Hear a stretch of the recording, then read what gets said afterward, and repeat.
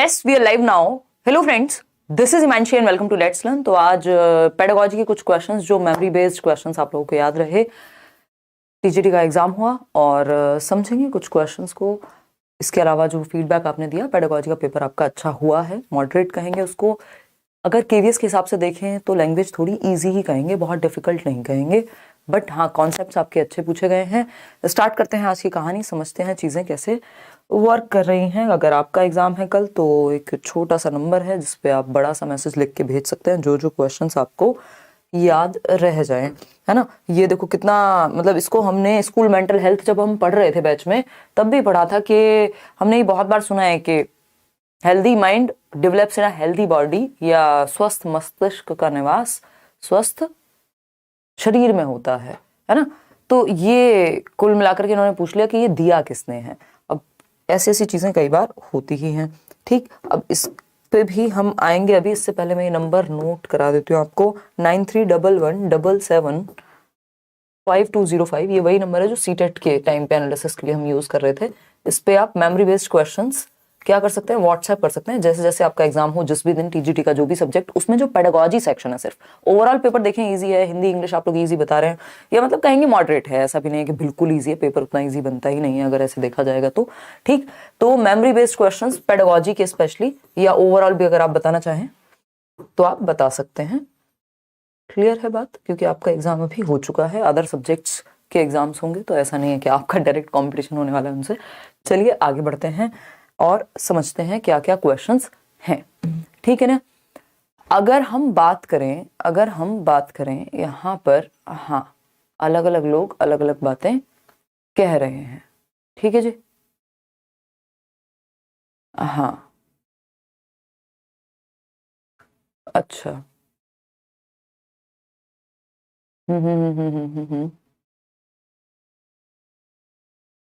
ठीक है ठीक है, हाँ चलें आगे बढ़ें। एक बार आ भी जाइए आप लोग, फिर हम आगे बढ़ेंगे इस चीज को लेकर के, समझते हैं, जानने का प्रयास करते हैं। अब इसमें अलग अलग जवाब आप लोग दे रहे हैं कि ये किसने कहा। जनरली इसको अरस्तु को हम डेडिकेट कर देते हैं, बट अगर इसमें, क्योंकि आप लोगों ने दो ही ऑप्शन भेजे हैं, एरिस्टोटल और प्लूटो, प्लेटो होगा ये। अगर यही दोनों ऑप्शन आपको लग रहा है कि सबसे क्लोज हैं तो फिर हम एरिस्टोटल के साथ जाएंगे, क्योंकि ये थॉट है जिसपे बिल्ड ऑन की जाती है चीजें। ये इनिशियली कहा जाता है कि ये रोमन एक पोएट्री या पोयम से लिया गया था जो जुवेनल ने लिखी थी, जिसमें एक फ्रेज यूज होता था, मेंस सेना इन कॉर्पोरो सेना। तो ये भी अगर आपको कहीं दिख जाए तो इसका मतलब भी यही होता है, healthy mind lives in a healthy body, ठीक है। थेल्स ने भी इसको यूज किया जो प्री सॉक्रेटिक पीरियड में थे।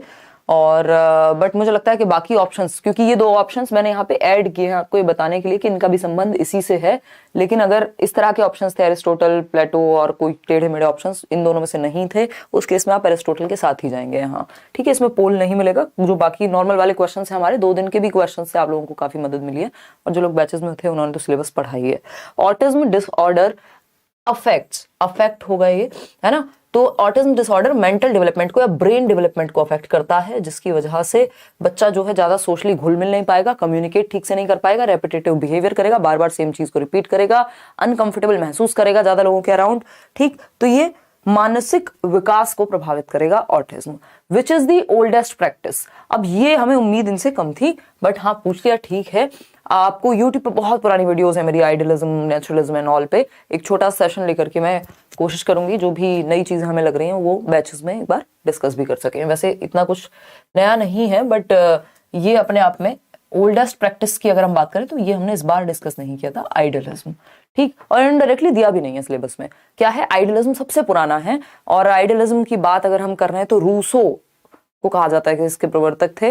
ये कहते हैं कि एक स्पिरिट है, एक कोई तो शक्ति है जो कि ऑलमाइटी है, सब कुछ वही है, ये आइडियलिस्ट कहते हैं। नेचुरलिस्ट जो है वो नेचर की बात करते हैं, जैसे रविन्द्रनाथ टैगोर। रियलिस्ट जो है वो ये कहते हैं जो रियल है, जो प्रूवन है, जो साइंटिफिक है उसकी बात करो। प्रैग्मेटिस्ट कहते हैं दोनों का मिक्स एंड मैच करो, यानी जो प्रैक्टिकली पॉसिबल है। प्रैग्मेटिस्ट कौन है, तो प्रैग्मेटिज्म में उनको फादर भी कह दिया जाता है, जॉन डुई, कि भाई प्रैक्टिकली जो जरूरी है उसका प्रयोग कर लो,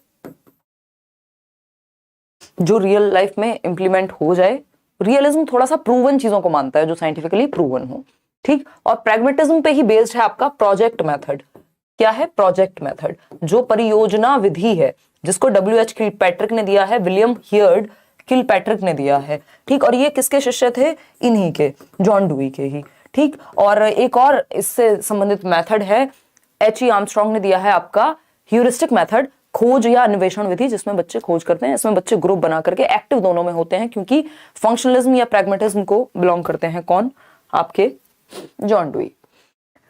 informal education is more effective option. अब ये एग्जैक्टली नहीं पता कि क्या सही भाषा का प्रयोग इसमें किया गया था पेपर में। लाइक शेयर आप करते रहेगा, इतनी संख्या में आप रात को जुड़े हुए हैं।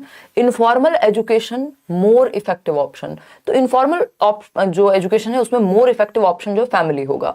जो फॉर्मल एजुकेशन है, ये 3 टाइप्स ऑफ एजुकेशन हमने किए हैं, बहुत बार किए हैं, है ना, और इस बार भी हमने किया था। अगर मैं फॉर्मल एजुकेशन की बात करूं यहाँ पे, क्योंकि प्लेग्राउंड ऐसा भी हो सकता है कि स्कूल के अंदर आ जाए, तो स्कूल के अंदर जितनी भी एक्टिविटीज हो रही हैं वो फॉर्मल में आ जाएंगी फिर, ठीक है ना। इनफॉर्मल यहाँ फिर फैमिली ज्यादा बेहतर ऑप्शन होगा। ऐसा नहीं है कि प्लेग्राउंड इनफॉर्मल में आ नहीं सकता, बट यहाँ पे कोई लिखा तो है नहीं घर का प्लेग्राउंड, पड़ोस का प्लेग्राउंड या फिर स्कूल का प्लेग्राउंड, तो हम कंसिडर यहाँ फैमिली को ज्यादा इंपॉर्टेंट मानेंगे। हमें पता है 3 टाइप की एजुकेशन होती है। एक होती है फॉर्मल, जो फॉर्मल सूट बूट पहन के वाली, मतलब रेगुलर स्कूल सिस्टम आपका, जिसमें आप डेली स्कूल जा रहे हैं, कॉलेज जा रहे हैं, ये रेगुलर स्कूल सिस्टम है। एक है आपकी इनफॉर्मल। इनफॉर्मल मतलब इनफॉर्मल पता है ना आपको, अभी ये कपड़े क्या है? इनफॉर्मल है। अगर मेरे को कहीं इंटरव्यू में जाना होगा, किसी सेमिनार में जाना होगा, मैं क्या करूंगी? या तो शर्ट पहनूंगी या फिर एक ब्लेजर डाल लोगे आप हल्का सा, यही होगा। तो इनफॉर्मल क्या है? या आप कल केंद्रीय विद्यालय का इंटरव्यू देने जाएंगे, ईश्वर करे, तो उसमें ऐसा थोड़ी आप चटक मटक बन के नहीं जाएंगे, ठीक। तो इनफॉर्मल लाइट मेकअप करके जाएंगे अगर जा भी रहे हैं तो। इनफॉर्मल एजुकेशन मतलब घर, होम, जो या फिर कहीं से भी सीख ले, लाइफ से सीख लिया आपने, कुछ भी, रोड स्टैंड से भी सीख सकते हो, एनीवेयर एनीवेयर एनी टाइम। फिर आती है नॉन फॉर्मल। इस पे एक क्वेश्चन आना निश्चित है, मुझे ऐसा नजर आ ही रहा है, ये हम डिस्कस कर भी चुके हैं। तो नॉन फॉर्मल क्या है? इसमें करिकुलम तो होगा, जैसे रेगुलर सिस्टम में करिकुलम होता है, एक सिलेबस होता है, वैसे ही नॉन फॉर्मल में भी होगा। सर्टिफिकेशन मिल भी सकता है और नहीं भी, जैसे कोचिंग्स जो है वो नॉन फॉर्मल का ही हिस्सा है। लेकिन जो ओपन स्कूलिंग है, NIOS है, इग्नू है ना, इग्नू है, जो ओपन स्कूलिंग है वो किसका हिस्सा है? SOL है, वो नॉन फॉर्मल का हिस्सा है, क्योंकि एक करिकुलम भी है और एक सर्टिफिकेशन भी मिलता है, डिग्री भी मिलेगी आपको, जैसे रेगुलर में मिलती है। बस ये है कि उसमें एक्टिविटीज डेली बेसिस पे नहीं हो रही हैं। इसको औपचारिक कहते हैं फॉर्मल को, इनफॉर्मल को आपको पता है अनौपचारिक, और नॉन फॉर्मल को गैर औपचारिक। तो यहाँ पे इनफॉर्मल में तो कुछ नहीं मिलता, इनफॉर्मल में ना कोई रूल्स एंड रेगुलेशन, कुछ नहीं है। नॉन फॉर्मल में कुछ हद तक एक सेट क्राइटेरिया या करिकुलम होता है, सर्टिफिकेशन कई बार मिलेगा, कई बार नहीं मिलेगा। फॉर्मल आपका रेगुलर है बिल्कुल, जो डेली बेसिस पे आप जाते हैं। ऑनलाइन कोचिंग भी नॉन फॉर्मल का ही हिस्सा होगी अगर देखा जाए, क्योंकि यहाँ पे भी एक करिकुलम है, एक पैटर्न है, सर्टिफिकेशन बेशक आपको ना मिले, ठीक। चलिएगा आगे बढ़ेंगे, क्योंकि इनफॉर्मल नहीं है वो। ऐसा नहीं है कि मम्मी के पास बैठे थे, मम्मी ने कोई कहानी सुनाई अचानक से चाय पीते पीते और कुछ याद आ गया, आपने सीख लिया। अब ये जो अचानक वाला स्थिति है, कहीं से भी कुछ भी सीख लिया, वो इनफॉर्मल है, ठीक है जी।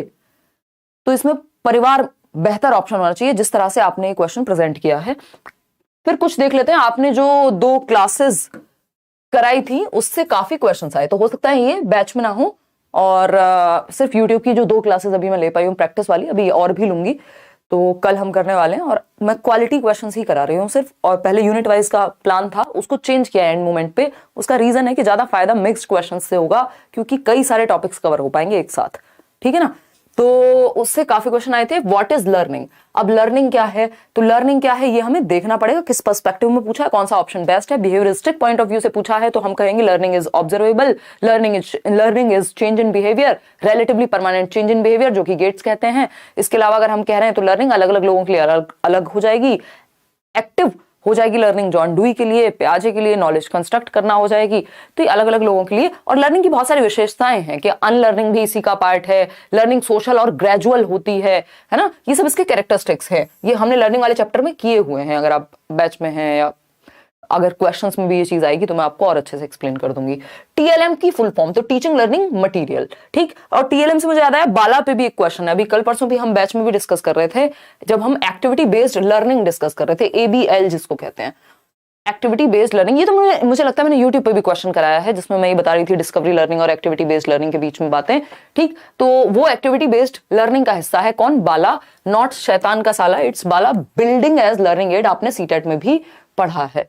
ठीक, तो बिल्डिंग को जब हम लर्निंग एड बना रहे हैं एक इंक्लूसिव स्कूल में, तो वो एक्टिविटी बेस्ड एजुकेशन या लर्निंग हो गई जिसमें एक्टिविटी करके सीख रहा है बच्चा। आरटी 2009 टीचर्स वर्किंग आवर्स, ये भी हमने कल ही डिस्कस किया है। 45 आवर्स, ये हर जगह आता है क्वेश्चन, चाहे वो D2+ भी हो चाहे वो कोई और एग्जाम हो। 45 घंटे 1 वीक में इंक्लूडिंग प्रेपरेटरी आवर्स, यानी कि तैयारी का समय, जो लेसन प्लानिंग का समय है वो भी इंक्लूडेड है इन 45 घंटों में, एक हफ्ते में। ठीक, आरटी 2009 डिसेबिलिटी परसेंटेज, तो आई थिंक 3% के करीब इसमें जो person children with special needs हैं, CWSN बच्चे बोलते हैं उनको, चिल्ड्रन विद स्पेशल नीड्स, इनके लिए ये सीट्स रिजर्व होंगी। डिसेबल्ड बच्चों के लिए लगभग 3%। ऑटिज्म की हमने बात कर ही ली है कि ब्रेन डेवलपमेंट से रिलेटेड एक डिसऑर्डर है, और एक ASD ऑटिज्म स्पेक्ट्रम डिसऑर्डर एक अम्ब्रेला टर्म है जिसमें कई सारे डिसऑर्डर आ जाते हैं। साइकोलॉजी फर्स्ट कम्स फ्रॉम, अब ये एग्जैक्टली पता लगेगा हमें कि क्या पूछा था इन्होंने, नहीं तो साइकोलॉजी के बहुत सारे मतलब हैं। एक ग्रीक कुछ शब्द हैं, साइकी प्लस लोगोस, जिसका मतलब होता है सोल प्लस स्टडी, फिर वो बाद में आज के समय में साइकोलॉजी क्या है, वो बिहेवियर की साइंस है। साइकोलॉजी पहली बार किसने यूज किया वर्ड, तो रुडोल्फ गोकल ने 1590 में। इस तरह की बहुत सारी बातें हैं, तो एग्जैक्टली क्या पूछा था ये हमें नहीं पता, बट हाँ ग्रीस में या यूनान में बेसिकली फिलॉसफी से इसका जन्म हुआ है। अगर हम देखें NCF, what is given by NCF 2005, ये रिव्यू वाली कहानी थी इसमें, तो वो हमने कल ही किया था कि 45 मिनट डेली रिव्यू करने के लिए देने चाहिए टीचर को। ठीक है ना, तो इसलिए आपने कहा कि जो 2 सेशन लिए उसमें से कई क्वेश्चंस या काफी क्वेश्चंस आए। ठीक, फिर आता है स्कूल ऑर्गेनाइजेशंस, तो स्कूल ऑर्गेनाइजेशंस पे भी हम, ये अपने आप में यूनिट है कि कैसे लीडरशिप, कैसे प्लानिंग होगी, वो सारी चीजें। चलिए आगे बढ़ते हैं। अब इसमें क्या पूछा एग्जैक्टली ये आप नहीं बता पाए हैं। एक स्टेटमेंट था, आज संडे था तो टीम भी उतनी एक्टिव नहीं हो पाई थी, बड़ी मुश्किल से अरेंज करके नंबर आज आप तक पहुंचाया था। ठीक, मतलब नंबर पहुंचा करके टीम से कोऑर्डिनेट करके, ज्यादा क्वेश्चंस हो नहीं पाए। माई सेल्फ सदीकरी, I am teacher of Assam. I need PRT KVS but can't give much time for preparation. Can you please suggest me for some books or video? Nature's Vlog, आप या तो अगर सिर्फ pedagogy की तैयारी करनी है तो पेडागोजी स्पेशल बैच ले लो, उसमें कुछ 29 वीडियोस हैं जो आपके सिलेबस को कंप्लीट करा देंगी। थोड़ी सी बड़ी हैं बट 2-2 घंटे की क्लासेस भी हैं कई सारी, या पीडीएफ्स देख लोगे या एक कंप्लीट बैच ले सकते हो। मतलब ये आपके ऊपर है कि आपको वीडियोस ज्यादा समझ में आता है, पीडीएफ्स भी वहीं मिल जाएंगी। बुक एज सच पेडागोजी की भरपाई तो कोई भी बुक नहीं कर पाएगी, जो बुक्स हैं भी मार्केट में या तो वो क्वालिटी वाली नहीं है। एक स्टेटमेंट था, क्योंकि इतने कम समय में क्वालिटी बुक निकालना इतना इजी है भी नहीं, एक स्टेटमेंट था, एक स्वस्थ शरीर में स्वस्थ मस्तिष्क निवास करता है, ये किसने कहा है? इस पे हमारी चर्चा हो चुकी है। नॉर्मल केस में एरिस्टोटल लगा देंगे, नहीं तो वो थेल्स और एक और जो व्यक्ति हैं उनकी कहानी है इसमें। करिकुलम पे 2-3 क्वेश्चन थे कि करिकुलम, अब करिकुलम क्या है, इसमें सारी एक्टिविटीज, चाहे वो डिजायर्ड एक्टिविटीज है, अनडिजायर्ड है, अनप्लान्ड है, सब आ जाएंगी। लेकिन हाँ, एक गोल डायरेक्टेड चीज है करिकुलम, जिसमें हम एक ऑब्जेक्टिव तो सेट करते हैं, गोल तो बनाते हैं जिस तरफ हम जाना चाहते हैं, क्या हम सिखाना चाहते हैं बच्चे को। डिसकैलकुलिया क्या है? मैथ्स या गणना से संबंधित कैलकुलेशन रिलेटेड प्रॉब्लम है, डिसेबिलिटी है। बाला पे हमने चर्चा कर ली है, किस टाइप का लर्निंग या सीखने का तरीका है सिखाने का, तो हम कहेंगे एक्टिविटी बेस्ड लर्निंग है ये, जो जिसमें बच्चा एक्टिविटी करके सीखता है, ABL जिसको हम कहते हैं, और ये इसकी full form building as learning aid, ये टीचिंग लर्निंग मटेरियल का एक टाइप है। हिडन करिकुलम हमें पता है, जिसको कोवर्ट भी कह सकते हैं, जो चीजें डायरेक्टली रिटन नहीं होती, लिखी नहीं होती, इनडायरेक्टली आप सीखते हैं, वो वैल्यूज, वो नॉर्म्स, वो तौर तरीके, वो व्यवहार जो लिखे हुए नहीं है बट आप इनडायरेक्टली स्कूल से एक्वायर कर लेते हैं, सीख लेते हैं, उसको हिडन करिकुलम कह रहे हैं। ठीक, ओवर्ट क्या है? जो लिखा हुआ हो। अब कोई और व्यक्ति हैं, ये कह रहे हैं, हे मैम आज टीजीटी सोशल साइंस में पेडागोजी में ये क्वेश्चन आया था। डेली बेसिस, धन्यवाद आपने बताया, daily basis has been recommended by RTE 2009 teachers to review the day. अब ये आरटीई नहीं होगा मेरे ख्याल में, एनसीएफ 2005 होगा। रिव्यू द डे की कहानी जो है एनसीएफ कह रहा है 45 मिनट्स, ठीक है ना, और 45 आवर्स आरटीई कह रहा है एक हफ्ते में काम करना, 2 अलग चीजें हैं।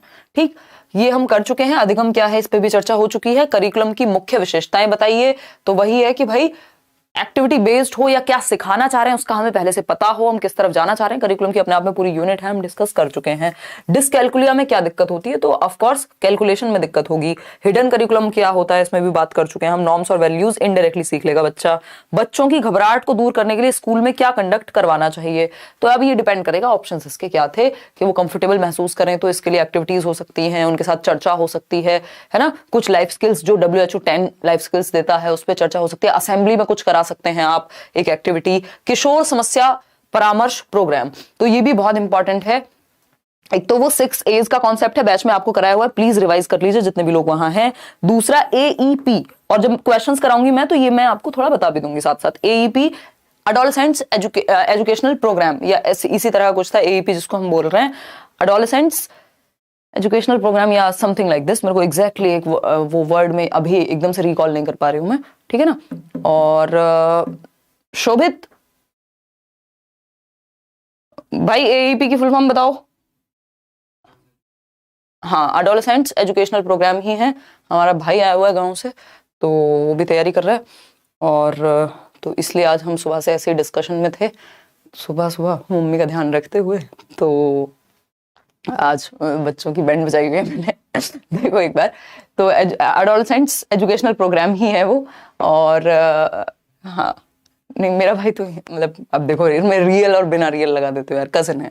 देखिएगा तो लेट्स लर्न, अच्छा आई लेट्स लर्न, ठीक है, ये आपने लिखा है। This is Vijay Mishra, okay Vijay appeared in vice principal exam. तो चलो इन्होंने 1-2 क्वेश्चन इसके भी बता दिए हैं, वाइस प्रिंसिपल के भी। वैसे एक लेवल अप ही रहता है वाइस प्रिंसिपल में, ठीक है ना। ठीक है, चलिए हम सीटेट की तैयारी फिर से कैसे स्टार्ट करें। प्रीवियस वीडियोस देख लो, इतनी प्लेलिस्ट बनाई हुई है, काहे टेंशन लेते हो, ठीक है ना। और बेसिक क्वेश्चंस भी आए हुए हैं, 5 A's हैं या 6 A's हैं, देख लेना एक बार वो।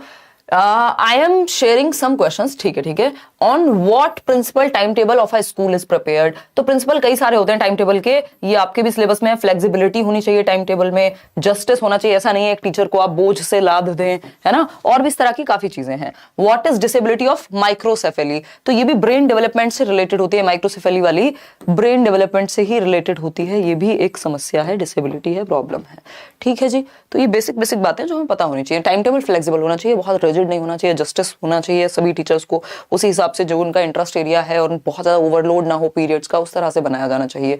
CDP questions, what do you understand autism क्या है, व्हाट इज लर्निंग, लर्निंग से 5 क्वेश्चन थे, कंस्ट्रक्टिविज्म से 2 क्वेश्चन थे। अब कंस्ट्रक्टिविज्म हमें पता है पियाजे वाइगोस्की, और कंस्ट्रक्टिविज्म क्या कहता है, लर्निंग क्या होगी, मीनिंगफुल होगी, अर्थपूर्ण अधिगम की बात करेगा, प्रॉब्लम सॉल्विंग की बात करेगा, कॉन्टेक्स्ट में सीखने की बात करेगा, है ना, बच्चे को एक्टिव रखने की बात करेगा, नॉलेज कंस्ट्रक्ट कर सकता है एक व्यक्ति उसकी बात करेगा। NCF 2005 इसी पे बेस्ड है। टीचर क्या है, फैसिलिटेटर है इसके हिसाब से, है ना। तो ये बेसिक बातें हैं, ठीक। आगे बढ़े कौन है मैम, मिला दीजिए। अरे मीटअप में मिलाया था 2020 वाले, बहुत शाय है वो बच्चा, अब उसको हम दुखी नहीं करना चाहते हैं, है ना, लेकिन बहुत मेहनती है, एक्सट्रीमली मेहनती। 3-4 घंटे 5 घंटे मैक्सिमम सोता है, घर वाले परेशान है कि भाई सो जाया कर, और गांव से इतनी दूर जाकर के ट्यूशन भी पढ़ा के आता है, मतलब अच्छा बच्चा है,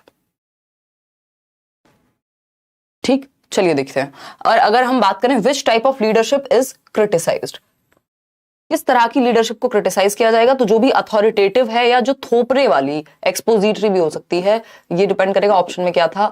जिसमें भी आपको लगे डेमोक्रेटिक नहीं है एक लीडर, सबकी नहीं सुनता, बस अपनी अपनी चलाता है, तो वो प्रॉब्लम है। अथॉरिटेटिव से भी ज्यादा यहाँ अथॉरिटेरियन प्रॉब्लमेटिक होगा, क्योंकि वो हिटलर शाही बना देगा एकदम। अथॉरिटेटिव फिर भी एक हद तक ठीक होता है।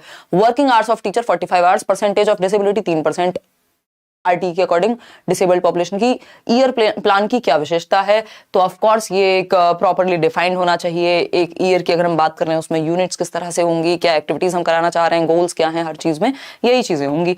और मेंटल इलनेस वाले चाइल्ड को स्कूल में कैसे बालक का कैसे रखें, तो इंक्लूसिव एजुकेशन, उसको ध्यान में रख करके हम उसके साथ एम्पैथाइज करके हम, है ना, सिंपैथी और एम्पैथी में अक्सर हम बात करते रहते हैं, तो हम एग्जैक्टली किसी और के शू में जाकर के देख पाए, ये बात हमने बहुत बार सैकड़ों बार डिस्कस की है, वो एम्पैथी है। जब मैं एग्जैक्टली किसी का दर्द महसूस कर सकती हूँ, जब बस मुझे सहानुभूति है, तो वो सिंपैथी है। तो आप एम्पैथाइज कर पाए बच्चे के साथ, इक्विटी को ध्यान में रखें, इंक्लूड कर पाए उसको, तब तो हम कहेंगे बालक का। और इसके साथ आपको चर्चा भी करनी है, ओपन भी रहना है। मेंटल इलनेस, ये तो स्कूल मेंटल हेल्थ वाले टॉपिक में था ही, ओपन डिस्कशंस होनी चाहिए बच्चे के साथ, उसको कंफर्टेबल महसूस कराना है, जजमेंटल नहीं होना है, एम्पैथाइज कराना है, एम्पैथी दिखानी है ना, जजमेंटल नहीं होना है, और उसकी बातों को इधर उधर फैलाना नहीं है। आपको सीक्रेटिव भी होना है उस केस में, कॉन्फिडेंशियलिटी को मेंटेन्ड रखना है अगर मेंटल इलनेस का केस है, बच्चे को कोई भी मेंटल प्रॉब्लम है तो। बालक का अनौपचारिक रूप से समाजीकरण कहां होता है, तो परिवार में होता है ना। आगे बढ़ेंगे। इंक्लूसिव एजुकेशन, वैसे तो इसका ऑप्शन हमारे पास है नहीं। इंक्लूसिव एजुकेशन स्टेटमेंट, हाँ ये बहुत इंपॉर्टेंट है, जिनका सब्जेक्ट स्पेसिफिक है। तो आपका, क्योंकि पीआईटी वालों का तो सब्जेक्ट स्पेसिफिक पेडागोजी ही है एक तरह से, तो इसमें असर्शन और रीजनिंग के क्वेश्चन आ सकते हैं, या तो फिर ये 4 3 2 1 वाले क्वेश्चंस भी आ सकते हैं। इनका विशेष ध्यान रखिएगा आंसर करते समय। मुझे बड़ा रिलैक्स फील हो रहा है आज, क्योंकि आप जो इतने कम समय में, मतलब मेरे को डिटेल में पढ़ाने की थोड़ी सी आदत है, उसमें भी इतनी काम की चीजें हो गई हैं कि आपको पेपर में मदद मिल रही है। और मैं ये खुद को, क्योंकि मुझे जवाब देना होता है मेहनत करके, और इतना डिफिकल्ट टाइम मेरे लिए भी ये पर्सनल लेवल पे रहा, मदर की तबीयत काफी खराब रही, तो वो एक चीज है। इसके अलावा कोई कह रहा है यूनिट वाइज कब कराओगे, कराएंगे, पहले भी 2 4 10 5 सेशन हो जाने दो। 40% डिसेबिलिटी क्या है, देखो वो जो 40% डिसेबिलिटी का क्राइटेरिया ना, इसमें ये पूछा होता अगर 40% की कहानी ये है कि व्यक्ति को मोर देन 40% या इक्वल टू 40% अगर डिसेबिलिटी है, इसका सर्टिफिकेट मिलता है गवर्नमेंट ऑर्गेनाइजेशन से, हॉस्पिटल से, तब वो आरपीडब्ल्यूडी एक्ट में शामिल होगा, उसको हम डिसेबिलिटी वाले जो बेनिफिट्स हैं वो दे पाएंगे। तो ये एक कहानी है, ठीक है, क्लियर है। तो ये बेसिक सी बात है। वो उन्होंने कहा है कि आरटीई में, ये मेरे को एग्जैक्टली पता नहीं कि उन्होंने एग्जैक्टली क्वेश्चन क्या पूछा है आरटीई में, कितने % डिसेबल्ड लोगों को, तो वो 3% का क्राइटेरिया था पहले, आरपीडब्ल्यूडी एक्ट आया है तो 4% कर दिया था, ठीक। तो एटलीस्ट 40 और मोर देन 40%। वेन डायग्राम, ये तो फिर ब्लड रिलेशन रीजनिंग वाले क्वेश्चंस हो गए, सिटिंग अरेंजमेंट है ना, statement questions was mostly asked, so many assertion and reasoning question, जो कथन और कार्य वाले क्वेश्चंस होते हैं वो काफी पूछे गए हैं सब्जेक्ट कंसर्न में, ठीक है। ऐसा नहीं कि पेडागोजी में नहीं पूछे जा सकते, पूछे जा सकते हैं। हिंदी एंड इंग्लिश जो है वो ईजी था, तो अपना हिंदी इंग्लिश को मस्त तरीके से प्रैक्टिस करके जाइए। पेडागोजी हम जो प्रैक्टिस कर रहे हैं उसको जरूर देखिए। मैं बिल्कुल लिमिटेड और काम के क्वेश्चंस जिसमें टॉपिक आपके साथ में कवर हो सके उन पे काम करने की कोशिश कर रही हूँ। समय कम है लेकिन क्वालिटी वाला काम करेंगे, ठीक है ना। तो आज के लिए इतना ही रखते हैं, और बस। अच्छा, कोई कह रहा है क्या मैम जैसे थैंक गॉड मूवी में अजय देवगन ने सिद्धार्थ से करवाया था वही है समानुभूति? यार ये थैंक्स गॉड मूवी मैंने देखी ही नहीं है। समानुभूति इज, अगर मुझे कभी चोट ही नहीं लगी ना तो मैं आपका दर्द महसूस नहीं कर पाऊंगी। मान लीजिए किसी को बैक पेन है, या अभी मेरी मदर को घुटनों में दिक्कत है, वो देख करके सच में फील होता है पेन, लेकिन एग्जैक्ट पेन कब फील कर पाओगे, जब एक दिन तक घुटने में सच में दिक्कत रहेगी, है ना, या उस तरह का कुछ होगा। तो वो आप दूर से सिंपैथाइज तो कर सकते हो, एम्पैथी के क्लोज आ सकते हो, बट एग्जैक्ट एम्पैथी तभी आती है जब आप उस सिचुएशन में खुद को या तो रख के देख पाए या रहे हो, दोनों में से कोई एक काम अगर आप कर पाए, ठीक है ना भाई। अब मैं बहुत बार एग्जांपल भी देती हूँ इसके लिए, बहुत सारे अलग अलग एग्जांपल हैं, मैं क्वेश्चन भी करा लूंगी। कल मिलते हैं हम 9 बजे मिलेंगे, प्रैक्टिस करेंगे। सेशन आपको पसंद आया हो और आपको हेल्प मिली हो, आगे हेल्प मिलेगी, तो आप लाइक शेयर सब्सक्राइब कर सकते हैं अगर ना किया हो, और कमेंट में अपने विचार बता करके जा सकते हैं। ये मेरी कहने की आदत है, इसमें टोटली आपकी इच्छा और आपके पास स्वतंत्रता है कि आपको ये सब करना है कि नहीं करना है, ठीक है ना। 40 आवर नहीं है वर्किंग आवर, 45 घंटे साफ साफ लिखा हुआ है आरटीई में, और ये कितनी बार क्वेश्चन आया हुआ है, डीट प्लस बी से लेके रीट से लेके दुनिया के हर पेपर में 45 घंटे हैं, जिसमें प्रिपरेशन का टाइम इंक्लूडेड है। ऐसे कंफ्यूज मत हो, वो 40:1 है, वो स्टूडेंट टीचर रेशो है, ठीक है ना। दोनों की प्रिपरेशन सही है तो दोनों पेपर दे दो गौरव, एक ही देश में रहते हो ना, रीट का भी एग्जाम दे दो, रात को बस पकड़ो, उसी रात को निकल जाओ, मत सो एक दिन, कौन सी बात हो गई। 12-15 दिन में मैं, मुझे लगता है कल सोई होंगी बहुत ढंग से, कहीं बस में सो जाओ 2 घंटे, है ना। तो ये आपके ऊपर है, ये हमारा माइंडसेट रोकता है हमें कि भाई दोनों दिन पेपर है तो मैं नहीं दे सकता, ऐसा नहीं है। जुगाड़ निकालोगे, अगर आपके दिमाग में होगा कि करना है तो करना है, तो आप रास्ते तलाश लेते हो, ठीक है ना। असर्शन और रीजनिंग वाले क्वेश्चन गलत हो जाते हैं, थोड़ा सा कॉन्सेप्ट को समझ के करना है उस तरह के क्वेश्चंस को, ठीक है। चलिए, अब किसी का कोई और क्वेश्चन हो, कोई मन में डाउट हो तो आप कमेंट्स में आज बता दीजिएगा इस सेशन खत्म होने के बाद। जिनका कल एग्जाम है उनको ऑल द बेस्ट। इसके अलावा जिनके भी आसपास वाले लोगों का एग्जाम है वो ये व्हाट्सएप नंबर है, अगर आप पेडागोजी वाले स्पेशली मेमोरी बेस्ड क्वेश्चंस या कॉन्सेप्ट शेयर करना चाहते हैं तो आप कर सकते हैं। किसी का भला करके आपका बुरा नहीं होता है।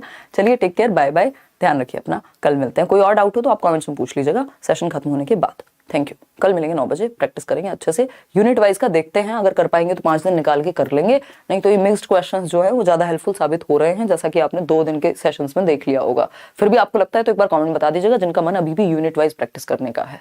ठीक है।